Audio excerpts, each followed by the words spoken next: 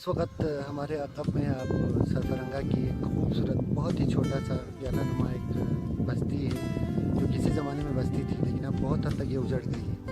सरफरंगा कदीमी तौर पर यहाँ बंदोबस्ती एक इलाका था। डोगरा राज ने इसे पहले बंदोबस्त और दूसरे बंदोबस्त में इसे सेटल डाउन किया था। लेटर ऑन क्या हुआ कि दरियाए बाशे और दरिया शीगर के बहाव की वजह से इसकी आबादी का बहुत सारा हिस्सा दरिया की नज़र हो गया। अब जो हम सरफरां के तौर पे देख रहे हैं, ये बहुत ही छोटी सी एक कॉलोनी रह गई। पिछले ज़माने में एक बहुत बड़ी बस्ती थी जहाँ से बाकायदा तौर पर राजा टैक्स वसूल करता था।